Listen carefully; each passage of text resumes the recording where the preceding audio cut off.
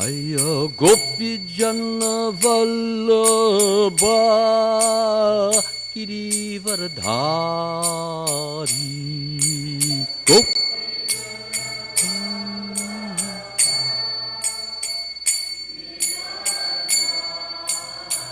Yasoda Nandana Vajjana Ranjana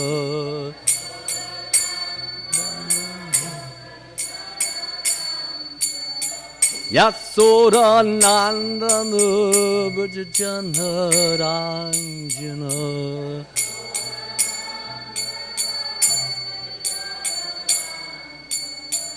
Yamuna Tira Vanachari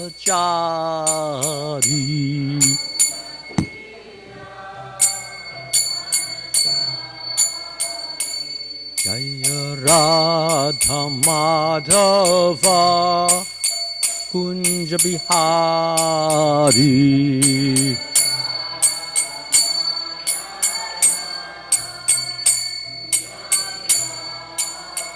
Jaya Radha Madhava Kunja Bihari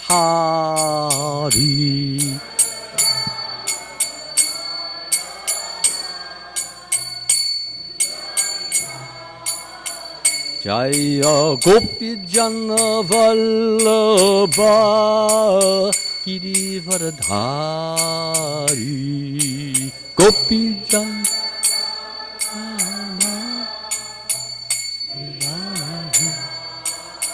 Yasoda Nandana Vajjana Ranjana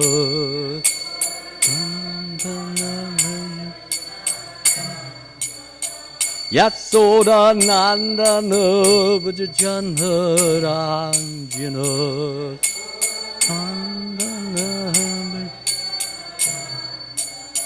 Yamuna Tira Vanachari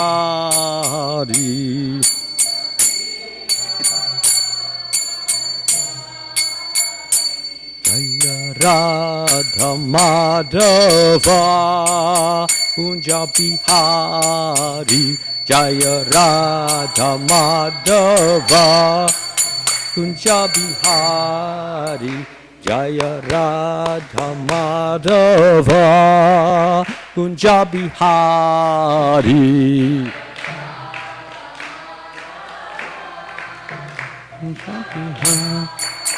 Jaya Gopi Jana Vallabha Girivardhari Gopi Radha Jaya Gopi Jana Vallabha Girivardhari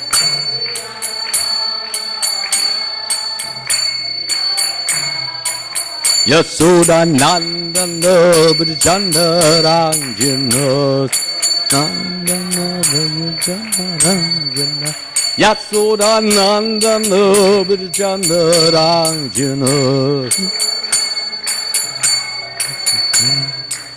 Yamuna Tira Vanachari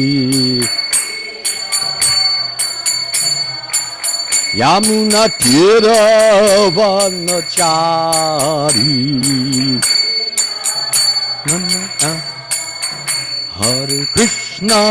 Hare Krishna Krishna Krishna Hare Hare Hare Rama Rama Rama Hare Hare Hare Krishna Krishna Krishna Hare Hare Hare Rama Rama Hare Hare Jaya Prabhupada Jaya Prabhupada Jaya Prabhupada Jaya Prabhupada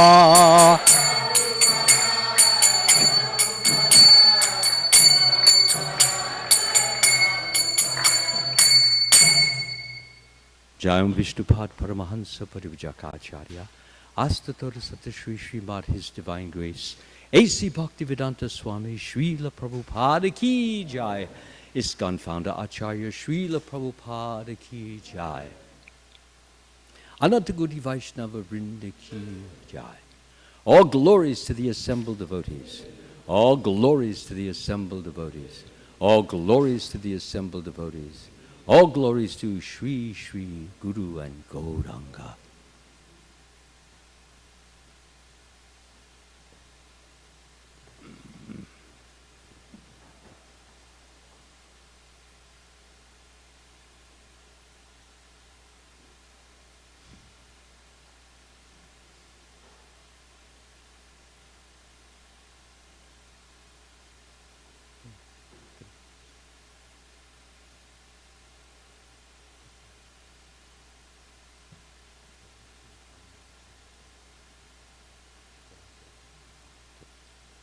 Om Namo Bhagavate Vasudevaya. Om Namo Bhagavate Vasudevaya. Om Namo Bhagavate Vasudevaya. Reading from the Srimad Bhagavatam, Canto 9, Chapter 4, text number 65.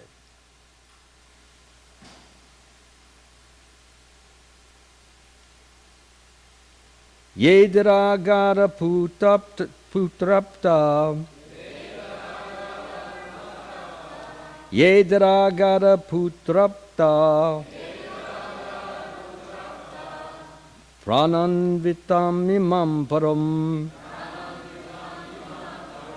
Hitvamam sharanam yata Katam tam styaktam utsahe Yedragara putrapta Prananvitam imam param Hitvamam sharanam yata Katam tam styaktum utsahe Yedragara putrapta Prananvitam imam param Hitvamam sharanam yata Katam tam styaktum utsahe. Please chant.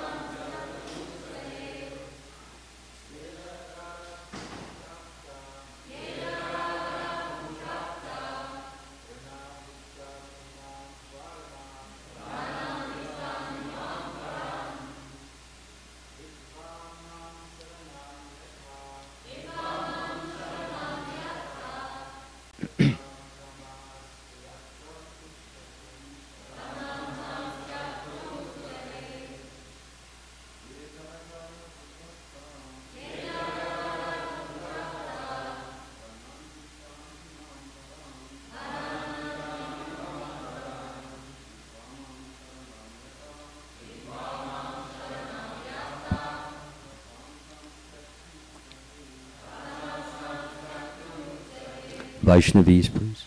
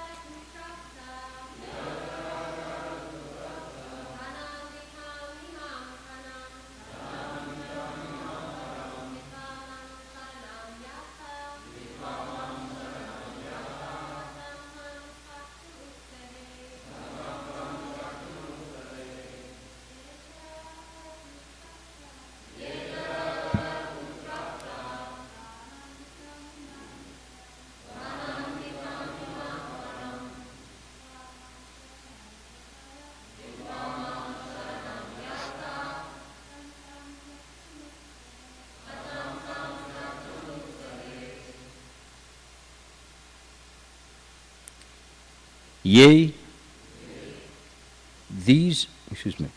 those devotees of mine who, Dara, wife, Agara, house, Putra, children, sons, Apta, relatives, society, Pranan, even life, Vitam, wealth, Imam, all these, Param, elevation to the heavenly planets, or becoming one by merging into Brahman. Hidva, giving up all these ambitions, go ahead, and paraphernalia. Mam, unto me, Sharanam, shelter, Yataha, having taken, Katam, how, Tan, such persons, Tyaktum, to give them up, Utsahe, I can be enthusiastic in that way. It is not possible. Translation and purport by His Divine Grace Srila Prabhupada Ki Jai. Since pure devotees give up their homes, wives, children, relatives, riches, and even their lives simply to serve me, without any desire for material improvement in this life or in the next life, how can I give up such devotees at any time? Please repeat. Since pure devotees give up their homes, wives, children, relatives, riches, and even their lives, simply to serve me, without any desire for material improvement in this life or in the next, how can I give up such devotees at any time? Purport. The Supreme Personality of Godhead is worshipped by the words Brahmanya Devaya Go Brahmanam Hitaya Cha. Thus he is the well-wisher of the Brahmins. Durvasa Muni was certainly a very great Brahmin, in the sense that he knew all the rituals, he knew the ceremonies, he knew the scriptures in a very formal fashion. Not a Vaishnava Brahmin. He was a very great Brahmin, but because he was a non-devotee, he could not sacrifice everything in devotional service. Could not offer anything to Krishna, could not offer anything to Vishnu, because he thought he was non-different than God. If you think you are God, then what is the point of offering something to someone whom you feel you're equal to? You generally make an offering to someone you feel is above you. But since he was an impersonalist and was, in his understanding, one with that supreme light, therefore, that was his position. As Srila Prabhupada very nicely describes his mentality as I go on.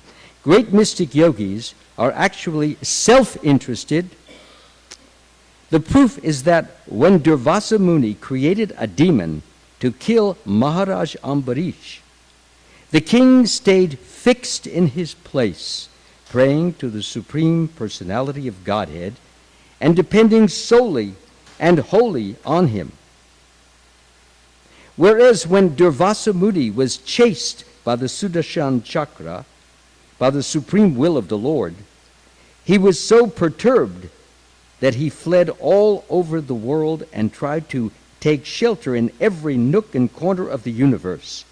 At last, in fear of his life, he approached Lord Brahma, Lord Shiva, and ultimately the Supreme Personality of Godhead, which is what is happening now. He's actually having a conversation with the Supreme Lord, and he's asking for relief. He's asking for rescue, because the Sudarshan Chakra, which, as you all know, is a fiery disc with many, many points on the end of it, and it whirls, and it operates at the behest of the Supreme Lord, and whoever he wants to kill with it gets killed. And we saw so many incidents in the Bhagavatam. We saw the incident where Shishupal, he was killed by the Sudarshan Chakra. Generally it stays invisible, but when Krishna wants to invoke it, he simply does that, gives it a command, and it does what he wants it to do. We see that when he killed Sharadandva, who had killed Satyabhama's father. We saw it in Pondraka, when Pondraka claimed to be the real Vasudeva. So Krishna confronted him and cut his head off with the Sudarshan Chakra. So Krishna uses this when it is suitable. And in this particular case, Krishna has given it to King Ambarish in the sense that he has posted the Sudarshan Chakra at the side, if you will, of the king to protect him, knowing full well what was going to happen, that Durvasa was going to try to kill him. So, moving on. At last, in fear of his life, he approached Lord Brahma. I'm sorry, I said that already.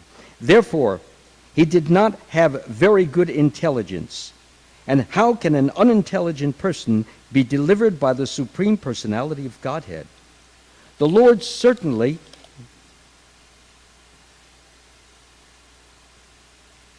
tries to give all protection to his devotees who have given up everything for the sake of serving him.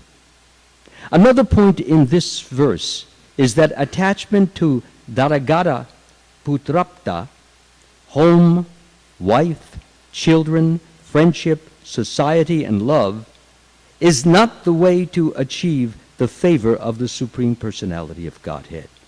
One who is attached to hearth and home for material pleasure cannot become a pure devotee. It doesn't mean that you cannot be attached to hearth and home with the full view, the full understanding that you're going to use your home, you're going to use your hearth, you're going to use everything in the home in the loving service of Krishna. That is a completely different thing. But mere attachment to hearth and home for the sensual pleasure that we can get out of it through our ears, our eyes, our nose, our tongue, our skin, is not the means, not the way to God realization.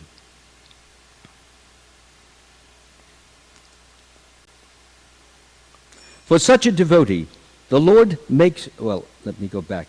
I skipped something. Yes, thank you. Sometimes a pure devotee may have a habit or attraction for wife, children, and home, but at the same time want to serve the Supreme Lord to the best of his ability. For such a devotee, the Lord makes a special arrangement to take away the objects of his false attachment and thus free him from attachment to wife, home, children, friends, and so on. This is special mercy bestowed upon the devotee to bring him back home, back to Godhead. So the whole idea here that is being brought out is that the attachment should be to the Lord, it should be to the loving service of the Lord, and whether husband and wife go back home, back to Godhead together, their only concern is that together they serve the Lord, or independently they serve the Lord. But God is the center, God is the focus, God is the point of their entire existence in whether they come to this world, the spiritual world, hellish world. Their only world is Krishna. So, Om Agena Timirandasya Gananjana Shalakaya Chakshur Unmalitam Yena Tasmai Shri Guruve Namaha. I was born in the darkness of ignorance, and my spiritual master opened my eyes with the torchlight of knowledge. I offer my humble obeisances unto his lotus feet. So here we have this situation in which Durvasa Muni has come to realize he's not as big as he thought he was. He's not as great as he thought he was. Here is a yogi who has many, many mystic powers. He can walk on water. He can fly in the sky. He can live underwater. He can materialize whatever he wants. He wants a mango, he can have it in his hand. So you get that kind of power, you get very heady, very intoxicated, and you begin to think you're all in all. And as mentioned in this particular pastime, when he falsely concluded that King Ambarish had eaten before him, when he had done that, what happened is that he immediately became very excited. He became very upset. He became extremely disturbed. He did not calmly, controlledly ask the king, why have you eaten before I have? The king, of course, would have explained to him that actually taking water is eating and is not eating. So therefore, we can't say that I ate. We can't say that I did not eat. So in that sense, I didn't eat. This is from the Vedas. And that would have been the end of it, and there would have been no further pastime. That would have been it. But because the Durvasa Muni felt that he was being insulted, he was being, in effect, stepped on. Actually, when you have a guest, the guest is served first. That's the etiquette. And now not only that, but when you have a great Muni, a great yogi, well known with all these powers, how can you even dare to think of taking anything before this great yogi? This is his mentality. And that's why he exploded. Proud, vain, pompous, thinking he's all in all, so great, so powerful. So when we harbor that type of a mentality, and that can happen to any of us, we get into a position, everybody's bowing down, kowtowing, glorifying us, applauding us. We begin to think that we're very important. We forget that, there's a whole world out there. Billions and trillions of souls, and in relation to all of them, why should we even think that we're important or great or big or grand? And next to Krishna, we are just insignificant, worthless, and useless.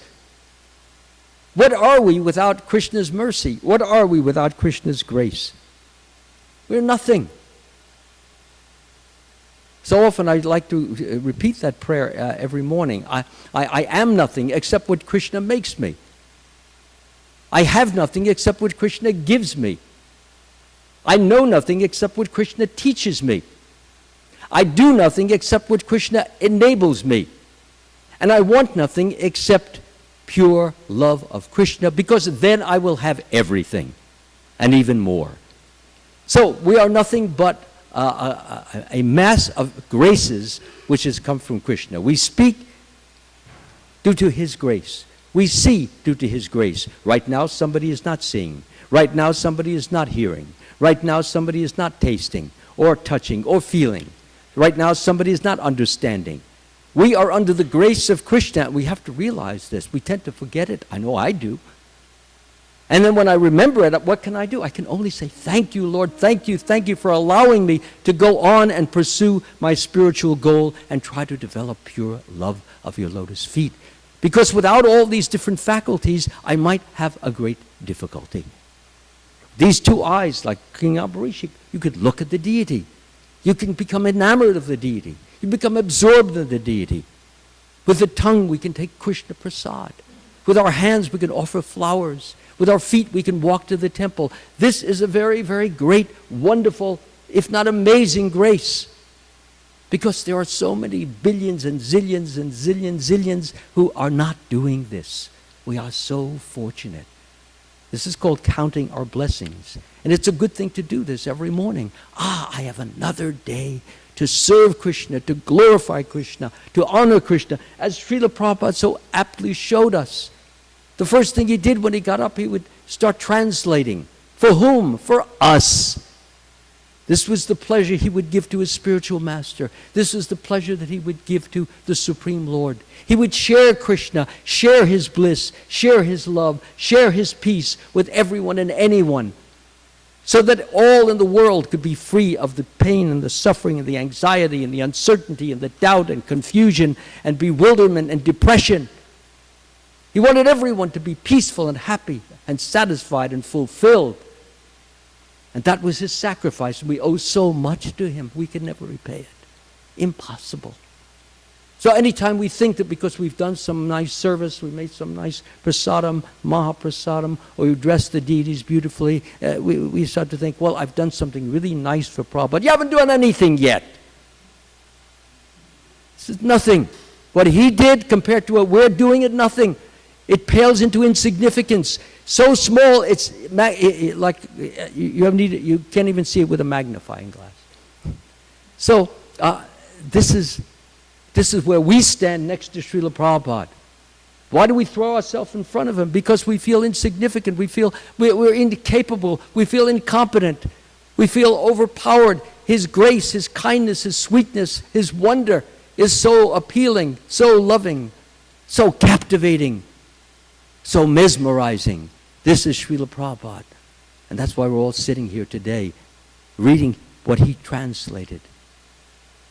And for those who are not, we should feel an obligation to Srila Prabhupada to do what he wanted us to do, to get those books all over the world. And we should stop thinking, well, if they're not reading it today, then what's the use? How do we know when it will be read? How do we know who it will be read by? Krishna wants them out there. That's all that should be our concern. Krishna wants billions and trillions and zillions of books. And when they get out there, leave the rest to Krishna. Leave it to him. He'll do the needful and get people to read them when it's necessary. And get those persons who need to read them because it is necessary for them. So coming back to this pastime, what is very, very wonderful and glorious about this is Krishna in these last few verses, he's actually revealing his own feelings towards the devotees. Now this is generally devotees, as I myself am doing, I'm glorifying the Supreme Lord, I'm glorifying Krishna, and that's natural, that's normal. But he's telling his feelings about his devotees, why he loves them, why they're important to him. I noted a few of these points down. First of all, before I even get to that, some of the things that Durvasa Muni shouted at the king was so offensive, terribly offensive. For example, he called the king cruel because he supposedly ate before him. He said that he was not a devotee of Lord Vishnu, as if he knows what a devotee of Lord Vishnu is. He's not even a devotee. And yet here he is, he's labeling the king not a devotee because he supposedly violated an etiquette. He said that the king was proud of his opulence and position. The king was the most humble, actually never considered that he had a position. He only went through the movements of having a position. The position belonged to Krishna. It was the Lord's position. When you act as a king, you act as a representative. Prabhupada never said, I'm the Lord. He said, I'm representing the Lord. I'm expressing what the Lord expresses through me. So, therefore, he had no sense of position. All the opulence, all the gold, all the silver, all the palaces, he never considered that they belonged to him. These belong to Krishna, and he's given them to me to take care of, to use in the loving service of Krishna. So he never had a sense of possession of anything. And as far as he was concerned, he was bankrupt. And yet he was not bankrupt because he had Krishna. And having Krishna, he had everything. And as we can see, when this Durvasa Muni attempted to kill him with a fire demon, this Sudarshan chakra manifested, whirled around, and immediately killed the fire demon. And the next person online was Durvasa Muni. as though there was a chase around the galaxy. Of course, the Sudarshan Chakra is so powerful and so fast, he could have killed him immediately. But obviously, he had been given an instruction, go easy on him. He's not a demon, actually. He's not a devotee, but he's not a demon. He's an impersonalist who could be transformed into a devotee, just as the 4 Kumaras, they were transformed. Shukdeva Goswami was transformed. A number of impersonalists became transformed. So go easy on him. Don't kill him immediately. Give him an opportunity to surrender, to apologize, to beg for forgiveness, because maybe there's some hope. So, therefore, the Sudarshan Chakra stayed behind him close enough to be warm on his back. And that was very, very frightening, to feel that heat, getting closer and closer. So finally, he went to Brahma. Brahma couldn't help him. Went to Lord Shiva couldn't help him. Went to Lord Vishnu. Lord Vishnu says, I can't help you. He said, what do you mean you can't help me? You control the whole world. You own everything. There's nothing outside of you. He said, but my Sudarshan Chakra, once I programmed him to kill the offenders of my devotees. So he's set. I can't do anything. The only thing that could deprogram him or unprogram him, he's got to go back to King Ambarish, apologize, beg for his forgiveness. And if he forgives you, my Sudarshan Chakra will lay off. So he did that. And of course, he came to realize, which is the purpose of this entire pastime, he came to realize that the glory or the greatness or the height of the Ashtanga Yoga system or the Raja Yoga system doesn't compare to the Bhakti Yoga system. All the powers that you acquire, some of which I already mentioned, all those powers are totally meaningless because next to Krishna, they are insignificant. They have no staying power. They have no pulling or pushing power. They're useless. So what happened was that Durvasa tried to use his powers to kill a great devotee of the Lord. But the great devotee of the Lord has the greatest of all powers, which is what? Which is the support, the backing of the Supreme Lord. Little Prahlad Maharaj was only 5 years old. And his father tried to have him killed with a trident. Didn't work. Threw him off a mountain. Didn't work. Tried to poison him. Didn't work. Tried to freeze him. Tried to heat him. Boil him. Threw him in a pit of snakes. Poisonous snake. Nothing could kill the child because he had the support of the Supreme Lord. And if we have the support, if we have the love, if we have the affection of the Supreme Lord, no one can harm us. If the Lord wants to protect us, no one can kill us. If the Lord wants us to die, no one can save us. So the devotee, by his actions, by his lifestyle, gets the Lord's affection and gets the Lord's protection. That is why in Bhagavad Gita, the Lord says, in all activities, just depend upon me and work always under my protection. But what is this protection he's talking about? And who gets it? This question was asked in a few classes back.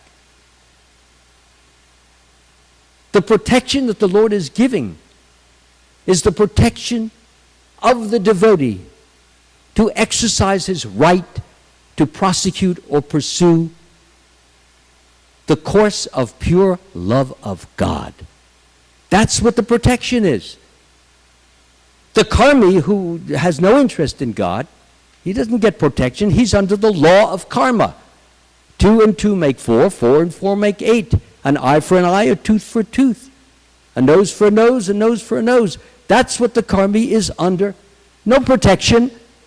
He thinks he's his own protector till he finds out he's in the hospital one day and he realizes he's not as good a protector as he thought. But the devotee is depending upon Krishna. Krishna says in the Bhagavad Gita, if I can remember,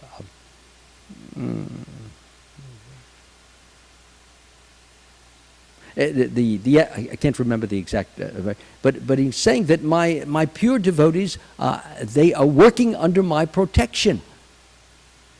So it means that, what does that mean? Does that mean no pain? Does it mean no suffering? Does it mean no difficulty? Does it mean no tribulation? Absolutely not. That could be the greatest protection. Sometimes a devotee can have a very terrible attitude towards life, attitude towards people, unkind, cruel, coarse, hostile, antagonistic, envious. And sometimes it's needed to give this person some illness, to give this person an accident, to give this person some pain and suffering, so that in feeling pain and suffering, he will know in the future that what it feels like to receive it. When you get it, then you know it.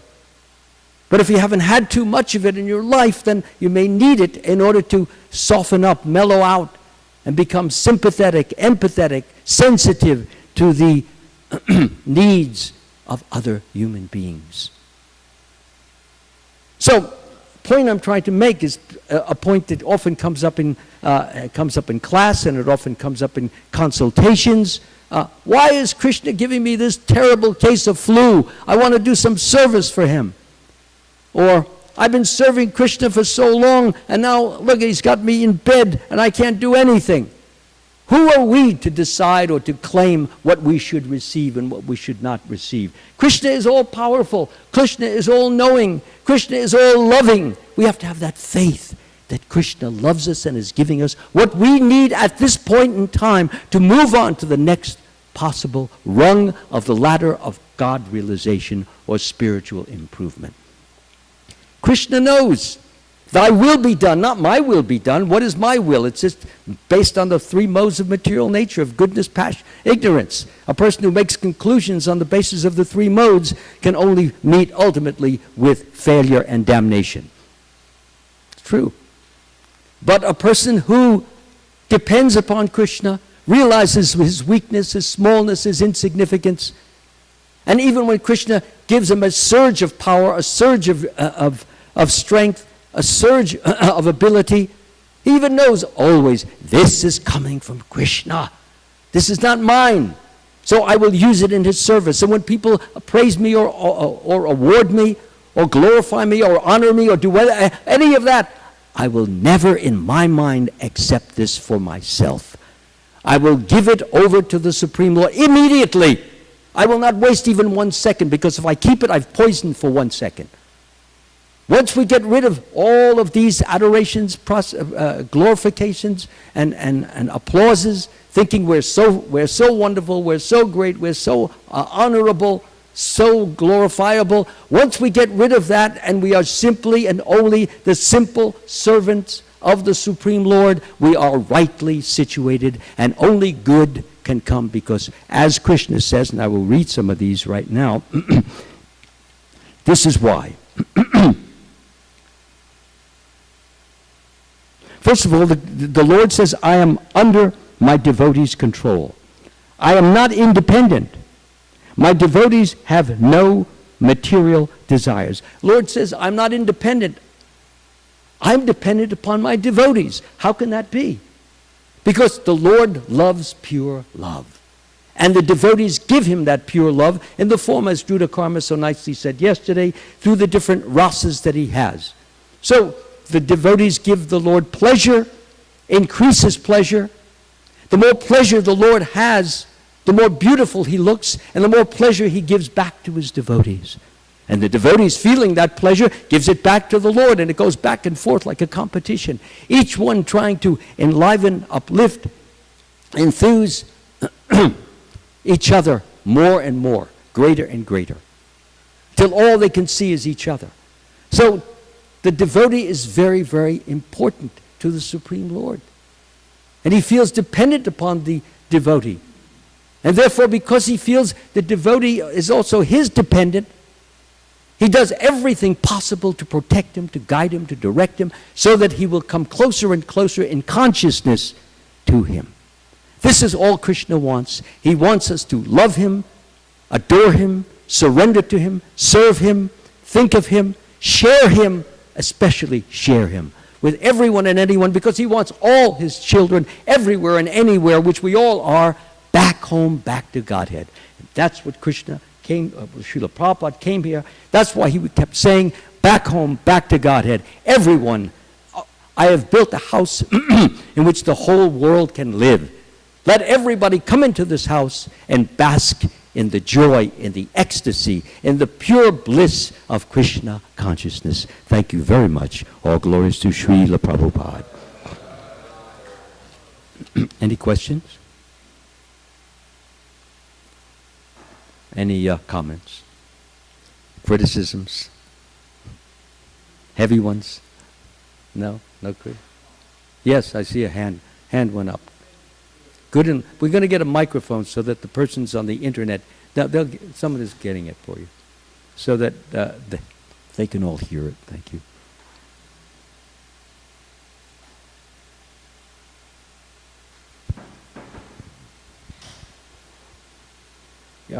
Was the Sudarsana chakra that was given by Krishna, was it given to... Can we raise the volume on that, because it's not... Huh? Was the Sudarsana chakra that Krishna... Come a little closer. Come closer. Here. The Sudarsana chakra that you mentioned that Krishna had given somebody, was it given to Maharaja Ambarisha, or was it given to Durvasa Muni? No, it was given to Maharaj Ambarish. Maharaj Ambarish. Yeah. Okay. Any other question? No? Have a wonderful prasadam. Remember Krishna. Never forget Krishna. Hare Krishna.